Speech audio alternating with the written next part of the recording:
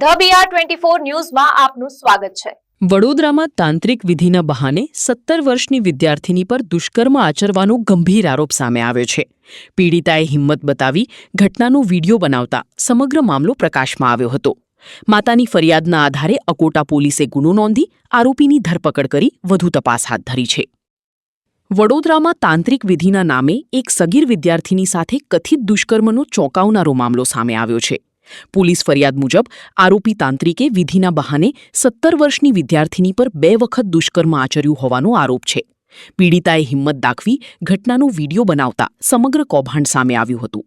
ત્યારબાદ પીડિતાની માતાએ અકોટા પોલીસ સ્ટેશનમાં ફરિયાદ નોંધાવતા પોલીસે તાત્કાલિક ગુનો નોંધી તપાસ શરૂ કરી હતી।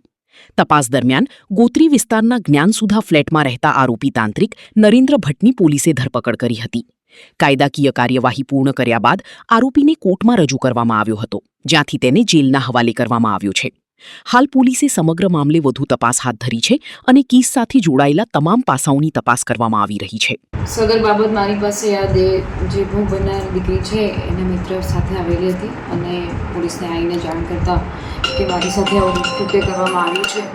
એ બાબતે અમને ઘટનાની તાસીર આવતા અમે લોકોએ સામેવાળાના મધર ફાધર અને જે આરોપી છે એની પૂછપરછ કરતા અને ખરાઈ કરતા આ ઘટના ધ્યાને આવતા અમે ગુનો દાખલ કર્યો છે। પોક્સો એક પ્રમાણે આ ગુનો દાખલ કર્યો છે, જેની અંદર આ જે દીકરી છે સગીર વયની છે અને એના માતા પિતા અવારનવાર એક ગુસ્સો કરતી, ચીડાઈ જતી। તેમના માતા પિતાને લાગ્યું કે કોઈ પૂજારી દ્વારા પૂજા વિધિ કરાવડાય તો મારી દીકરી પૂજા વિધિ પછી આનો ગુસ્સો શાંત થઈ જશે અને શાંત સ્વભાવની અને એના જે નાના મોટા એના સ્વભાવમાં બધા પ્રોબ્લેમ છે સારા થઈ જશે। એ બાબતે પછી એના પૂજારીને એના મમ્મી પપ્પાએ જ કીધું હતું કે તમે અમારા ઘરે આવીને દીકરીની પૂજા કરો અથવા તો કોઈક એવી વિધિ કરી દો।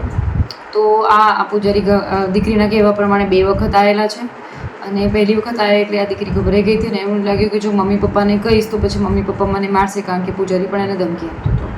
પછી બીજી વખત એને એના મિત્રની મદદથી પછી એણે સંભાવ કેવી પણ રીતે એણે કેમેરા ગોઠવી અને મોબાઈલ કેમેરાથી એણે આ આખી ઘટનાને કેપ્ચર કરી હતી અને પછી એના મિત્રની મદદથી એ અમારી પાસે આવી હતી અને અમે તરત ગુનો નોંધી અને આરોપીની ધરપકડ કરી અને એના પ્રમાણે ગુનો નોંધીને પોક્સો એક કલમ હેઠળ એની અટકાયત કરી છે। મેડમ, શું કહો છો આ દીકરીની હિંમત? કારણ કે જે રીતે એને ખુલ્લીને આવી બહાર આવી વિડીયો પણ ઉતારી દીધો, અન્ય દીકરીઓને શું સલાહ છે?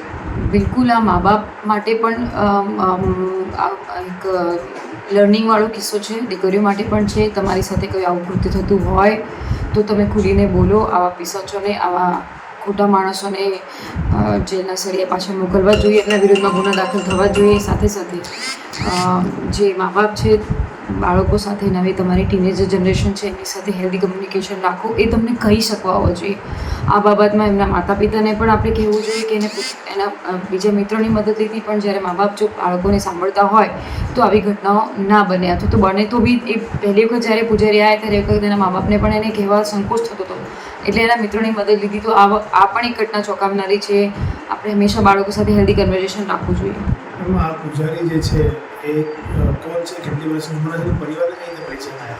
લગભગ આ નાનકડું કોઈ મંદિર છે એવું અમારા ધ્યાને છે અને આ પરિવારના જે એના દીકરીના પિતા છે એમને ઓળખતા હતા દૂરથી, એટલે બહુ નજીકથી નહોતા ઓળખતા પણ વાયા ઓળખતા હતા। તો એમને લાગ્યું કે ઘણા બધા લોકોના કામ થયા છે તો અમારી દીકરીનો સ્વભાવને પણ શાંત કરી દેશે અને એમનામાં જેટલી પણ દીકરીમાં જેટલી બધી ખામીઓ છે બધી સારી થઈ જશે। એ બહાને એમને ઘરે બોલાવતા હતા અને ઘરે બોલાવ્યા પછી અલગ રૂમમાં લઈ જતા હતા। એટલે પછી આ દીકરીનો વિરોધ કર્યો અને બીજી વખતમાં એને પુરાવા એકત્રિત કરેલા।